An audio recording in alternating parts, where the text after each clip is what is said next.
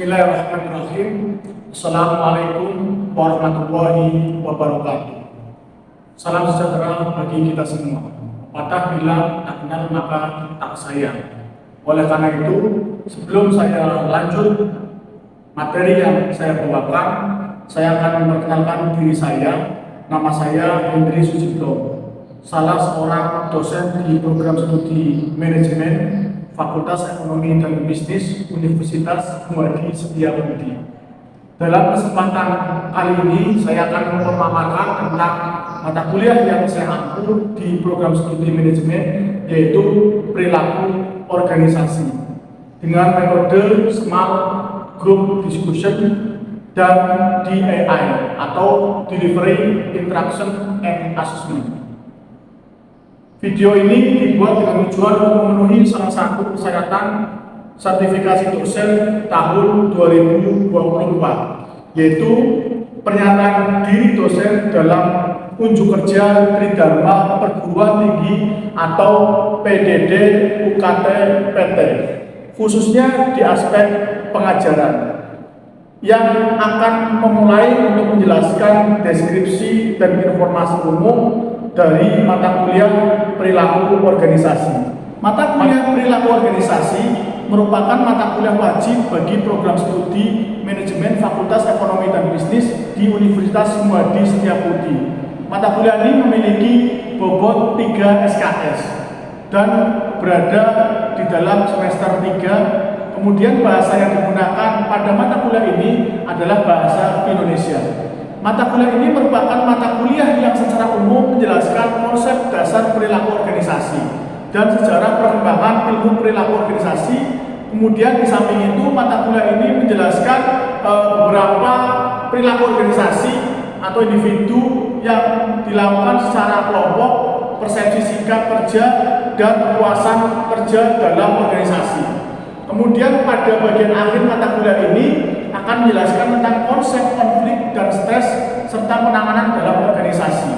Kemudian capaian pembelajaran lulusan atau capaian yang dibebankan pada mata kuliah ini adalah ada 4, meliputi sikap, keterampilan umum, pengetahuan, dan keterampilan khusus. Bisa dilihat di dalam sebuah layar di samping saya. Kemudian referensi yang saya gunakan dalam mata kuliah ini juga ada beberapa referensi yang saya gunakan. Di antaranya bisa dilihat di dalam sebuah layar. Kemudian sistem pembelajaran pada mata kuliah perilaku organisasi dilaksanakan dengan sinkronus dan asinkronus dengan menggunakan metode pembelajaran aktif yang mengutamakan peran dan keaktifan mahasiswa dalam proses pembelajaran, yaitu pembelajaran kolaboratif, diskusi kelompok, penugasan berupa studi kasus. Kemudian pembelajaran mata kuliah ini dilakukan kurang lebih 16 pekan, yaitu 7 pekan pertama sebelum UTS, lalu 1 pekan UTS. Kemudian dilanjutkan 7 pekan sebelum UAS dan 1 pekan UAS. Metode pembelajaran yang digunakan tergantung pada bahan pengajaran atau materi yang akan disampaikan, misalnya menggunakan metode Smart Group Discussion. Kemudian discovery learning atau diskusi kelompok berupa studi kasus. Bentuk perkuliahan secara sinkronus dilakukan secara tatap muka di ruang kelas maupun menggunakan tools web conference seperti Google Meet ataupun yang namanya Zoom. Sedangkan perkuliahan secara asinkronus dilakukan melalui WhatsApp group atau forum diskusi. Forum diskusi di dalam classroom ini tujuannya adalah untuk memfasilitasi mahasiswa dalam berdiskusi, sehingga mata kuliah ini akan terjalin dengan maksimal. Lalu evaluasi hasil pembelajaran mata kuliah perilaku organisasi didapatkan dari kehadiran sikap, penugasan, UTS, dan UAS. Bobot setiap bentuk evaluasi hasil pembelajaran adalah untuk kehadiran itu sekitar 80%, diantaranya bobot nilainya adalah 10%. Sikapnya adalah 10%, kemudian tugas presentasinya adalah 20%, lalu UTS-nya adalah 25%, kemudian UAS-nya adalah 35%. Jadi totalnya sebesar 100%. Demikian informasi yang bisa saya sampaikan mengenai mata kuliah perilaku organisasi untuk mahasiswa di dalam program studi manajemen, khususnya Fakultas Ekonomi dan Bisnis Universitas Muadi Setiabudi. Berikut merupakan cuplikan dari proses pembelajaran yang saya laksanakan secara sinkronus tatap muka di ruang kelas. Selamat menyaksikan.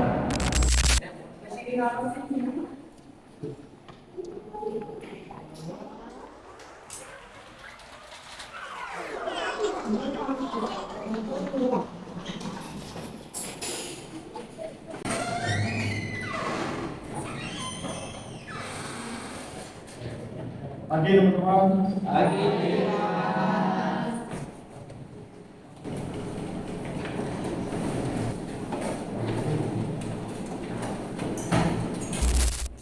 Bismillahirrahmanirrahim. Assalamualaikum warahmatullahi wabarakatuh. Waalaikumsalam warahmatullahi wabarakatuh.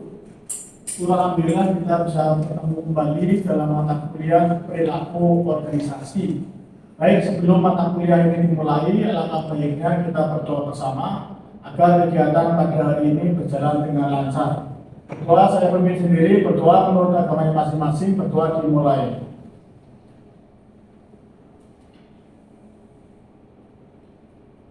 Berdoa selesai. Teman-teman yang saya hormati, hari ini gimana kabarnya? Baik. Untuk sebelum mata kuliah ini kami lanjut, saya absen dulu. Barangkali ada yang tidak hadir ya. Tuh Mbak Novi Rahma Dani, Mas Agung, Denny, Bagus, El Cinta. Ya ini telah semua ya. Oke, kita lanjut ke materi selanjutnya tentang perilaku organisasi. Kemarin sudah disampaikan bahwasanya ada berbagai macam perilaku organisasi yang harus kalian ketahui ya. Dimana kalau kita ketahui di sini ada beberapa macam dalam organisasi. Ya, organisasi itu orang-orang di dalam organisasi itu adalah orang-orang untuk melaksanakan kegiatan bersasaran. Kemudian di sini juga ada kegiatan yang dicapai diletakkan sebuah kesadaran di mana kesenjangan atau karakter di sini kita harus dimaksimalkan. Kalau kita ketahui dalam teman-teman di sini, organisasi ini sangat dibutuhkan ya dalam kehidupan sehari-hari. Di mana dalam organisasi ini ada beberapa konsep yang harus kita lakukan sebelum melaksanakan organisasi. Itu harus kita tahu tentang fungsi manajemen ya. Kalau kita lihat di sini ada dalam Mendivayo mengatakan fungsi manajemen itu ada 4, diantaranya adalah OAC ya, POAC ya. Kemudian di sini V-nya adalah perencanaan, kemudian O-nya adalah organisasi, kemudian kepemimpinan dan pengendalian. Dimana kalau kita ketahui dalam sebuah organisasi, kalian harus bisa membuat sebuah ranah. Kalau saya gambarkan di sini ada sebuah garis untuk menuju sasaran finish di sini. Dimana kalau kita ketahui di sini ada P ya, kemudian O, A, C controllingnya. Planningnya seperti apa? Organisasinya seperti apa? Aktuatinya seperti apa? Dan controllingnya seperti apa? Ketika kita membuat sebuah perencanaan organisasi, maka planning itu harus ditentukan. Dimana planning itu adalah perencanaan, penentuan sasaran organisasi, penetapan strategi keseluruhan untuk mencapai sebuah sasaran. Jadi misal Mas Rio mau membuat sebuah perencanaan kegiatan BEM, maka harus dibuat sebuah proposalnya. Harus dibuat yang namanya perencanaan seperti apa dan sebagainya. Setelah membuat seperti itu, baru kita ke yang namanya berorganisasi, di mana di dalam sebuah organisasi ini ada sebuah kesepakatan ya yang harus kita jalankan. Aktivitasnya seperti apa? Kemudian ada sebuah aktuating dalam sebuah pengendalian di sini. Ya, seperti apa, dan kemudian harus ada yang controlling, evaluasi.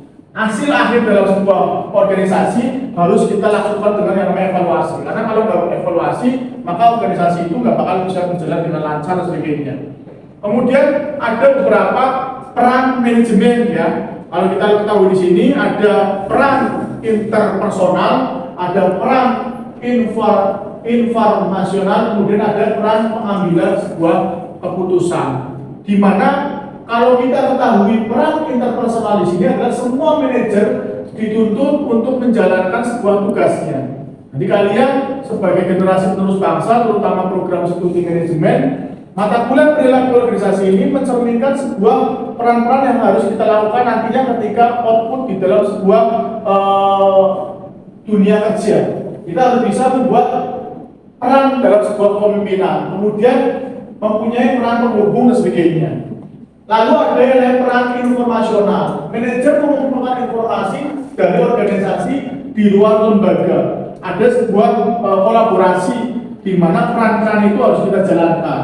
Karena kalau kita tidak tahu sebuah performance, kita tidak tahu sebuah yang namanya kolaborasi, ya adanya sebuah MOU dengan lembaga lain, maka manajer itu yang menonton di situ aja sebagainya. Lalu semua manajer mempunyai peran penyebar, ya antara PT satu dengan PT yang lain, usaha satu dengan usaha lain itu harus menyebar sehingga ada sebuah relation, ya di mana teman-teman itu ada sebuah kesatuan. Kalau kita lihat ada sebuah kesatuan yang namanya APindo, ya, Asosiasi Pengusaha Indonesia, ya di Brebes itu ada. Itu kumpulan-kumpulan para manajer. Tujuannya adalah saling berdiskusi dan sebagainya. Kemudian semua manajer itu mempunyai peran juru bicara. Ya, ada sebuah public speakingnya. Maka yang kita harapkan dalam sebuah mata kuliah ini kita bisa membuat yang namanya leadership dan public speaking dan sebagainya. Kemudian peran pengambilan keputusan, di mana kalau kita lihat di sini ada 4 peran yang terkait dalam pengambilan keputusan. Ya, makanya ketika kita di kuliah harus cakap bagaimana sih ketika ada sebuah pertanyaan, ketika ada sebuah kegiatan harus bisa mengambil keputusan semaksimal mungkin dan sebagainya. Ada sebuah peran kewirausahaan sebagai penyelesaian masalah, sebagai pengalokasian sumber daya, lalu sebagai peran perunding. Ini adalah peran pengambilan keputusan, di mana peran-peran ini harus kita jalankan dengan maksimal. Kalau tidak bisa, maka saya yakin di dalam organisasi tersebut tidak bakal bisa berjalan dengan maksimal dan sebagainya. Kemudian di sini ada sebuah definisi dalam sebuah perilaku organisasi. Perilaku organisasi itu apa sih sebenarnya?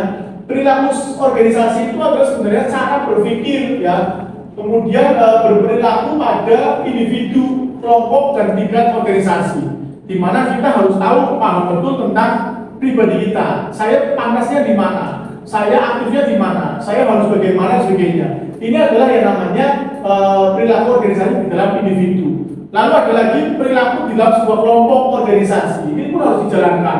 Kalau tidak harus dijalankan, maka kelompok itu nggak bakal bisa jalan. Karena manusia itu adalah zone politikon, ya, human policy dan sebagainya, di mana kita harus bermusyawarah, kita harus berorganisasi, kita harus butuh sama lain dan sebagainya.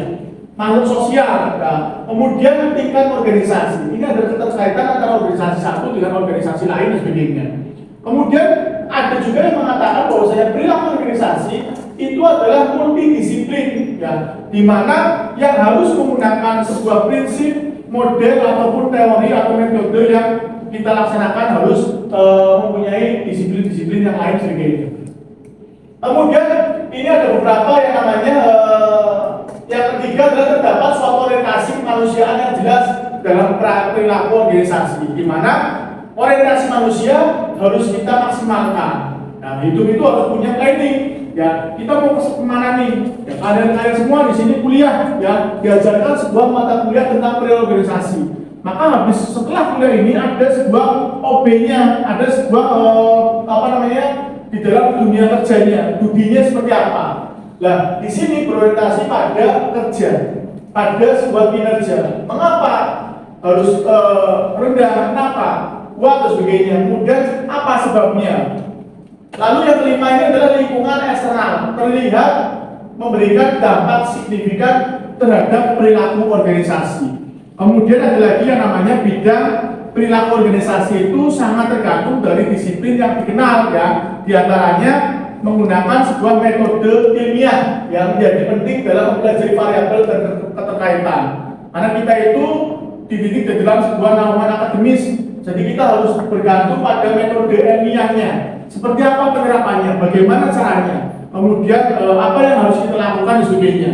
Ini adalah sebuah perilaku organisasi. Maka elemen kunci dalam perilaku organisasi bisa dilihat dalam sebuah diagram, tabel, ya, kerangka berpikir. Di sini ada orangnya, ya, ada people-nya, di mana organisasi ini harus kita jalankan. Kalau nggak ada orangnya, ya kita monoton, nggak bakal maksimal dan sebagainya.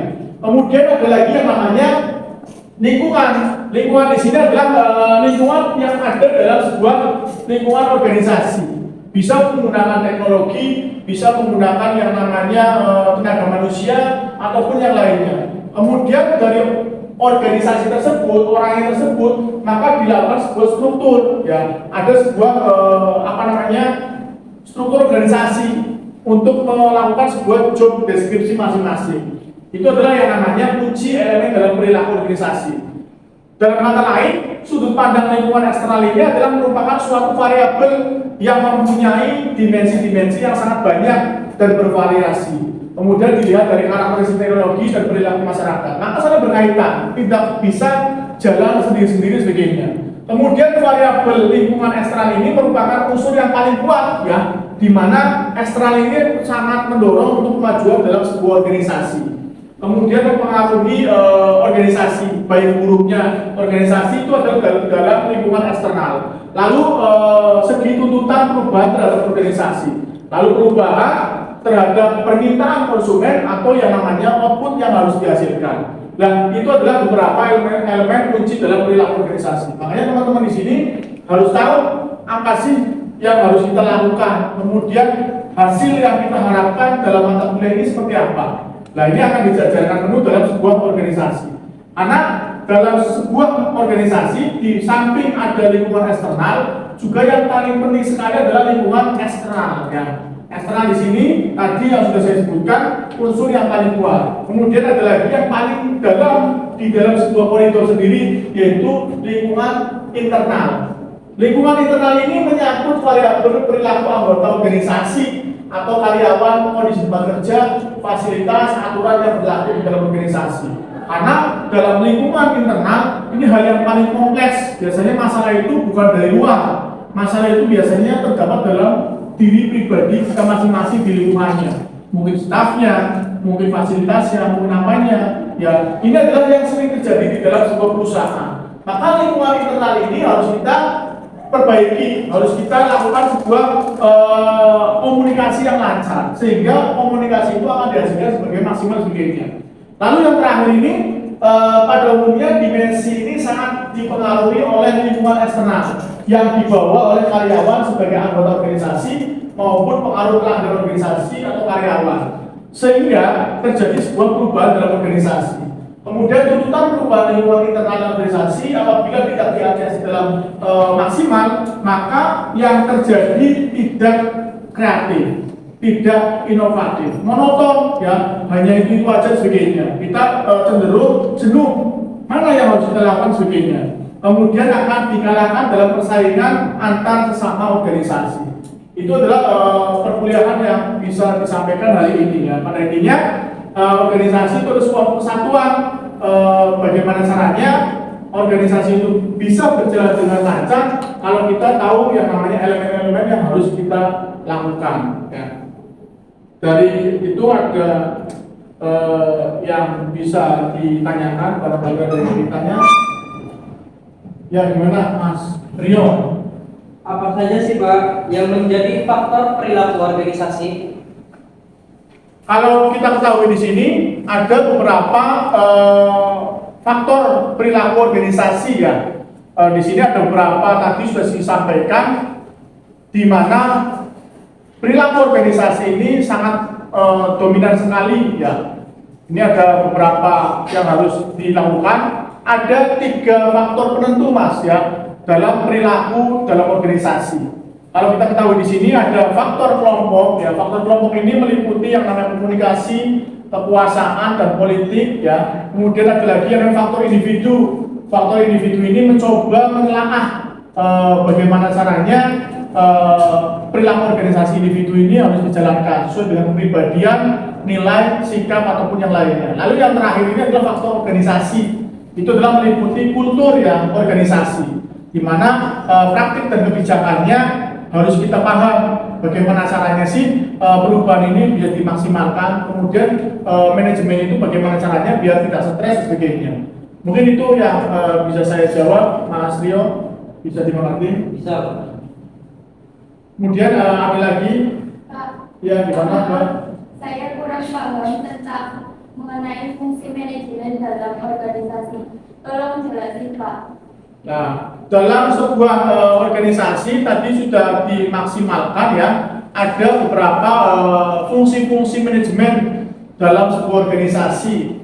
Kalau kita lihat di dalam buahnya di file, ini ada fungsi perencanaan, kemudian pengorganisasian, kepemimpinan dan pengendalian. Di mana ketika kita mau melaksanakan sebuah organisasi, maka harus dilakukan sebuah planning dulu. Apa nih planningnya? Planning itu harus direncanakan dari malam-malam sebelumnya ya. Dari misal kita membuat kegiatan sekitar minggu depan ya, hari ini kita harus jalankan apa yang harus kita lakukan, kemudian kita jalankan. Setelah dijalankan mau kita lakukan sebuah kegiatan dan diakhiri dengan yang namanya pengendalian, evaluasi ini adalah menjamin segala sesuatu bagaimana caranya sih biar berjalan dengan lancar. Kemudian harus memantau kinerja organisasi, di mana kita harus bisa memaksimalkan seperti itu. Ya, itu adalah tentang fungsi manajemen, Mbak Nisrina. Baik, Pak. Terima kasih.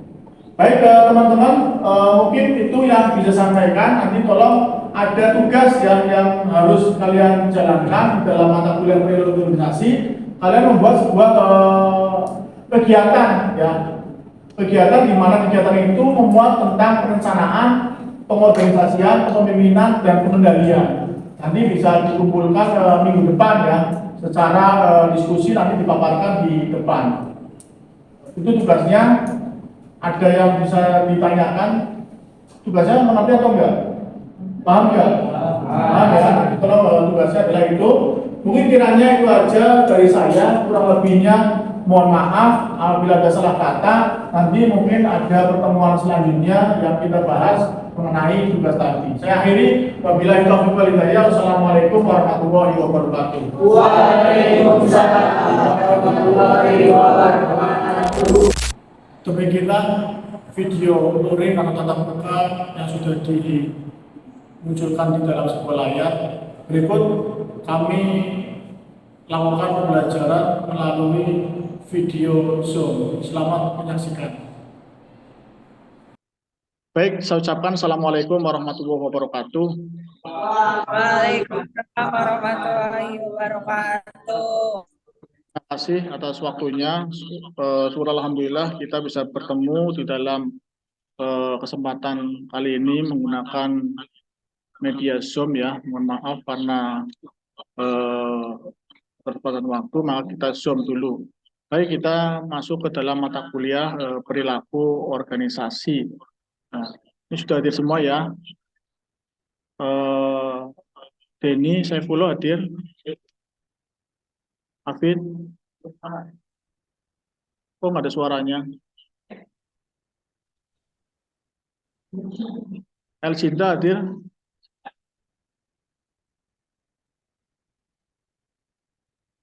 Memunculkan dulu. Lydia hadir. Hadir, Pak. Kemudian Mutia hadir. Mana suaranya mana? Santika kok nggak ada gambarnya. Denny munculkan. Baik, terima kasih. Kita lanjut ke materi yang selanjutnya. Saya share. Nah, ini ada hari ini kita bahas tentang fondasi perilaku organisasi ya. Di mana fondasi perilaku organisasi ini ada perilaku individu, sikap, kemudian ada lagi yang namanya fondasi yang lainnya. Nah, ada beberapa faktor yang mempengaruhi perilaku seorang individu, terutama perilaku individu di dalam sebuah organisasi. Di sini ada karakteristik biografinya, bagaimana karakter-karakter itu harus melekat di dalam sebuah organisasi, kita harus kembangkan. Kemudian ada lagi yang namanya kemampuan ability ya, di mana kemampuan di sini harus kita maksimalkan seperti apa dan sebagainya. Itu harus kita jelaskan. Kemudian ada lagi yang namanya pembelajaran learning ya, perilaku individu tidak muncul secara tiba-tiba. Nah, seorang bayi tidak langsung tahu cara melakukan sesuatu tanpa diajarkan terlebih dahulu. Oleh karena itu, orang tua melakukan yang namanya pembelajaran menjadi salah satu faktor penentu perilaku individu. Jadi ini adalah sebuah fondasi karakteristik biografi. Dia emang melekat pada diri sendirinya, ya sesuai dengan usia, gender atau status. Kemudian ada kemampuan, ability, kapasitas yang dimiliki oleh seorang melakukan suatu pekerjaan tertentu. Lalu ada lagi yang pembelajaran learning, pembelajaran yang benar-benar tidak muncul secara tiba-tiba. Dia emang sudah digeluti sejak lahirnya ya. Seorang bayi harus kita maksimalkan hobinya apa, maka dia akan diajarkan sesuai dengan hobi dan sebagainya. Lalu ada lagi yang namanya sikap, itu ya. Sikap di sini adalah sebagai pernyataan evaluatif atau penilaian terhadap suatu objek, orang atau. Lalu ada lagi yang namanya komponen kognitif ya. Di sini ada beberapa komponen-komponen yang harus kita maksimalkan sehingga membangun sikap atau attitude yang lainnya. Komponen dalam tiga komponen yang ada dalam attitude ini menurut Robin ya, ini ada komponen kognitif, ada komponen ini merupakan komponen inti dari sikap yang berupa penjelasan. Kemudian komponen afektif itu adalah merupakan komponen sikap yang bersifat emosional atau bagaimana seorang merasakan suatu hal seperti apa yang merasakan senang dan sebagainya. Lalu ada lagi yang namanya komponen perilaku yaitu intensi untuk perilaku tertentu terhadap seorang sehingga didasarkan pada keyakinan dan perasaan yang dimiliki individu tersebut sebagainya. Nah, tiga komponen sikap tersebut memberikan pemahaman bahwa sikap individu itu dibentuk oleh kognisi dalam menggunakan rasio yang kombinatif ya dengan kekuatan emosi yang akan mendorong seorang individu untuk menunjukkan perilaku tertentu sehingga komponen-komponen itu akan kita maksimalkan dan sebagainya. Lalu ada lagi yang namanya kepuasan kerja. Nah ini adalah job satisfaction ya, di mana job dalam sebuah kepuasan kerja di sini diartikan sebagai sikap individu terhadap pekerjaan seorang yang memiliki kepuasan kerja yang tinggi akan memiliki sikap yang positif terhadap pekerjaannya. Nah, dalam sebuah kepuasan kerja kalian pun nanti akan tahu ya ketika kalian sudah selesai di dalam kampus Universitas Muhammad Setiabudi, di mana mata kuliah yang kalian ampu seperti ini perilaku organisasi ya, maka akan ada sebuah timbal balik yang efektif. Apa yang menjadi kelakuan dalam sebuah diri kalian pribadi, maka akan mencerminkan sebuah kepuasan kinerja orang dan sebagainya. Kemudian kepuasan kerja itu pun harus diukur dengan menggunakan pendekatan summative score ya. Pendekatan ini mencoba mengukur kepuasan kerja seorang individu dilihat dari 6 elemen kunci pekerjaan. Yaitu ada pekerjaan saat ini ya, kalian melakukan seperti apa, gerakannya seperti apa dan sebagainya. Lalu ada lagi yang namanya atasan atau penyelia ya. Kemudian ada lagi yang namanya lingkungan kerja dan sebagainya. Di situ ada pekerjaan saat ini, atasan atau penyelia, teman sekerja, gaji yang diperoleh, kesempatan promosi dan pekerja secara umum. Kepuasan kerja ini menuntut Robin memiliki pengaruh yang dampak-dampak terhadap produktivitas, tingkat absensi dan tingkat turnover dan sebagainya. Jadi ini adalah sebuah kepuasan kerja. Karena kalau kita lihat di sini ada beberapa determinal ya dalam sebuah kepuasan kerja. Apa yang menjadi kepuasan tersebut? Ada yang namanya lingkungan kerja. Kemudian ada yang namanya atasan atau gaya kepemimpinan, ada sifat pekerja atau aktivitas pekerja, ada sebuah benefit dan sebagainya. Nah, di dalam yang pertama lingkungan kerja adalah faktor yang berkaitan dengan hubungan secara langsung ya, rekan kerja maupun atasan, baik yang sama maupun yang berbeda. Jadi kita tahu apa lingkungan kerjanya seperti apa, baik atau buruk. Nah, ini adalah sangat mendorong terhadap faktor yang namanya eksternal. Kemudian ada atasan atau gaya kepemimpinan. Kadang perilaku atasan merupakan determinasi utama dari kepuasan kerja. Atasan biasanya ada yang baik, ada juga yang kurang baik ya. Yang baik berarti mau menghargai pekerjaan bawahannya. Yang kurang baik berarti sangat menghiraukan pekerjaan bawahannya. Hubungan fungsional mencerminkan sejauh mana sih atasan membantu karyawan tersebut. Tingkat kepuasan kerja yang paling besar dengan atasan adalah jika kedua jenis hubungan tersebut bersifat positif. Maka gaya kepemimpinannya akan bagus. Ini pun nanti akan menjadi tolak ukur dalam skripsi biasanya. Ada sebuah pengaruh gaya kepemimpinan terhadap kinerja. atau mungkin analisis gaya kepemimpinan dalam sebuah pengaruh karyawan dan sebagainya. Ini bisa diterapkan. Maka kalian harus paham betul apa yang menjadi pendorong dalam sebuah gaya kepemimpinan. Karena gaya kepemimpinan itu macam-macam. Terus yang ketiga itu adalah sifat pekerjaan dan aktivitas pekerja. Menikmati pekerjaan itu sendiri hampir selalu merupakan segi yang paling berkaitan erat dengan yang namanya kepuasan kerja. Karena sifat pekerjaan ini menarik dan memberikan pelatihan, variasi, kemerdekaan, dan sebagainya. Dengan kata lain, kalau kita lihat itu adalah seorang individu lebih menyukai pekerjaan yang menantang dan mengembangkan semangat kerja daripada pekerjaan yang dapat dia meramalkan atau dirutin. Sehingga ada sebuah tupoksi yang nggak jenuh di situ. Itu adalah sifat kerja. Lalu yang terakhir adalah yang namanya benefit. Benefit ini adalah hal yang sangat mencolok ya, di mana kalau manfaat atau keuntungan yang didapat seorang saat menjadi anggota suatu organisasi itu baik, maka dia senang dalam menjalankannya. Tapi kalau misalnya nggak baik, pasti dia akan kurang, walaupun benefit itu menjadi faktor pendorong. Karena berpengaruh terhadap kepuasan kerja. Ketika seorang menganggap bahwa dengan mengikuti organisasi tersebut akan mendatangkan banyak manfaat bagi dirinya, maka kepuasan kerja mereka akan meningkat.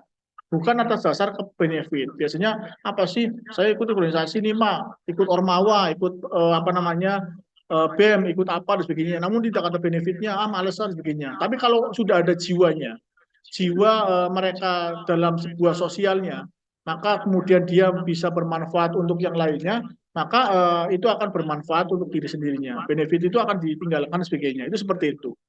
Kemudian ada beberapa responden yang diberikan oleh individu apabila ia merasakan ketidakpuasan di tempat, itu ada beberapa respon ya. Respon yang diberikan oleh individu. Apa sih? Yaitu individu memutuskan untuk keluar ya. Biasanya seperti itu. Nggak ada manfaatnya nih organisasi ini, saya keluarlah. Ini adalah exit dan sebagainya. Lalu mencoba memperbaiki keadaan di dalam organisasi. Saya coba lagi lah, mungkin teman-teman saya kurang kompak dan sebagainya. Saya akan diikuti maksimal. Seperti apa? Kita dilihat dulu, dijalankan dulu. Ini namanya voice dan sebagainya. Terus ada juga yang namanya secara pasif penunggu perubahan kondisi organisasi. Dia sangat loyalty. Saya nggak mau tahu lah, mereka nggak aktif dan sebagainya. Saya harus loyal, saya harus maksimal. Bagaimana caranya? Karena organisasi ini harus berjalan dengan lancar. Ini adalah tipe-tipe orang yang loyalty dan sebagainya. Lalu ada lagi yang mengabaikan kondisi yang ada di dalam organisasi. Dia memang punya yang namanya rasa neglect dan sebagainya. Ini adalah respon-respon yang diberikan individu apabila ia merasakan ketidakpuasan di tempat kerja. Karena organisasi itu saling berkaitan sekali dalam sebuah lingkungan kerja dan sebagainya. Makanya itu yang bisa disampaikan. Kita harus bisa respon ya, bagaimana caranya organisasi itu harus dijalankan, seperti apa dan sebagainya, itu seperti itu. Karena respon itu akan kurang maksimal apabila hasilnya juga kurang maksimal juga dan sebagainya. Itu seperti itu. Nah, itu adalah dalam pengaruhnya dalam sebuah organisasi. Makanya kita paham betul apa yang menjadi faktor dalam sebuah responsif dan sebagainya. Ada tadi individu memutuskan untuk keluar dari organisasi, exit ya. Ada juga mencoba memperbaiki, kemudian ada juga secara pasif menunggu perubahan kondisi. Ada juga yang namanya mengabaikan kondisi yang ada di dalam organisasi. Itu macam-macam dalam organisasi. Makanya kalian nantinya ke depan ketika punya sebuah organisasi yang maksimal itu harus dimatangkan dan sebagainya. Jadi itu Zoom yang dilaksanakan pada hari ini ya, mungkin lebih paham betul apa-apa yang menjadi perilaku organisasi sebagainya. Nah, sekarang saya mau tanya nih kepada Mas Bagus. Bagus mana Mas Bagus? Mas Bagus? Iya, Pak. Di mana ini? Mas Bagus ada di mana? Di rumah, Pak. Saya mau tanya nih Mas Bagus. Mas Bagus, organisasi apa yang pernah Mas Agus ikuti? Mas Bagus Hermawan ya?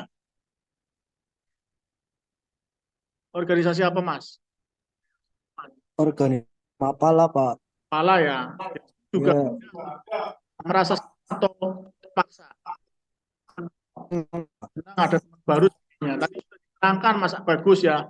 Jadi respons kegiatan organisasi biasanya di exit, ada voice, ada loyalty, ada neglect dan sebagainya. Jadi Mas Bagus sudah mengikuti kegiatan Mapala.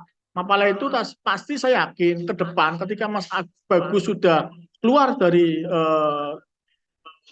Universitas Muhammad Setiabudi dalam kata lain sudah lulus, itu ada manfaat yang benar di dalam sebuah kehidupan Mas Bagus. Makanya teman-teman yang ada di sini pun sama, harus bisa yang namanya keluar dalam koridor itu. Tapi kalau misal dalam kuliahnya itu nggak punya sebuah organisasi, maka tidak ada pengalaman, ya. Kan ada Soekarno mengatakan jas merah, ya, jangan lupakan yang namanya sejarah. Pengalaman itu adalah guru yang paling berharga. Ada sebuah, saya pun sama ketika kuliah itu ada beberapa pengalaman yang harus saya geluti, dan alhamdulillah pengalaman itu bermanfaat sekali buat saya semuanya sebagainya. Itu seperti itu. Kemudian Mbak Lydia Puput hadir. Hadir, Pak. Apa yang menjadi pernah ikut organisasi Mbak Lydia, ya? Pernah, Pak. Apa? Paskibra. Paskibra. Hima, Pak. Hima. Kemudian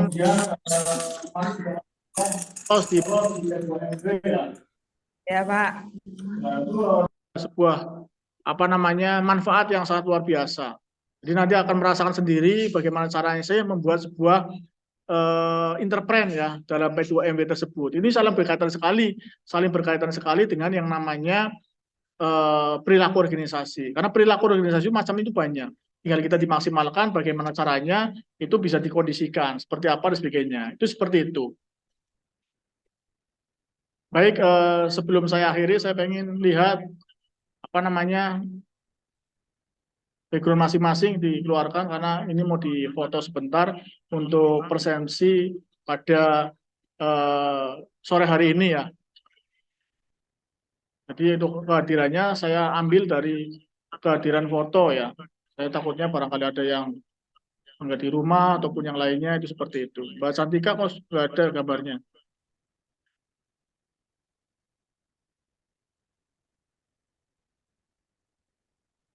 Baik, untuk kehadiran saya foto dulu 1, 2, 3.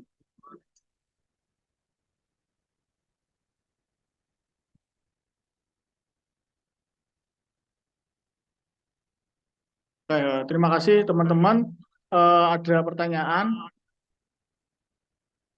Ada, ya? Cukup, Pak. Ya, Pak. Ya, bisa. Pak. Cukup. Mati, ya. Yuk. Temuan di sesi offline, ya, di kampus. Nanti tolong dimaksimalkan mata kuliah ini sehingga bermanfaat untuk kita semuanya. Mungkin kiranya itu aja. Kurang lebih mohon maaf apabila ada salah kata. Kurang lebihnya terima kasih. Saya akhiri, wabillahi taufiq wal hidayah. Wassalamualaikum warahmatullahi wabarakatuh. Waalaikumsalam warahmatullahi wabarakatuh. Demikian deskripsi singkat serta cuplikan proses pembelajaran dari mata kuliah perilaku organisasi yang saya ampu, semoga dapat memberikan gambaran mengenai kinerja pelajaran yang saya lakukan khususnya di mata kuliah perilaku organisasi di dalam program studi manajemen Fakultas Ekonomi dan Bisnis Universitas Muhammad Setiabudi. Saya juga mengucapkan terima kasih kepada seluruh tim penilai dan tim panitia sertifikasi dosen tahun 2024, khususnya dari Direktorat Sumber Daya, Dirjen Dikti, dan Ristek Kemendikbud Ristek Indonesia. Tidak lupa juga saya mengucapkan terima kasih kepada Universitas Muhammad Setiabudi, Fakultas Ekonomi dan Bisnis Program Studi Manajemen, rekan sejawat, dosen, dan rekan-rekan mahasiswa. Demikian yang saya sampaikan. Atas semua kekurangan dari saya mohon maaf yang sebesar-besarnya. Saya akhiri, wabillahi taufiq wal hidayah. Wassalamualaikum warahmatullahi wabarakatuh.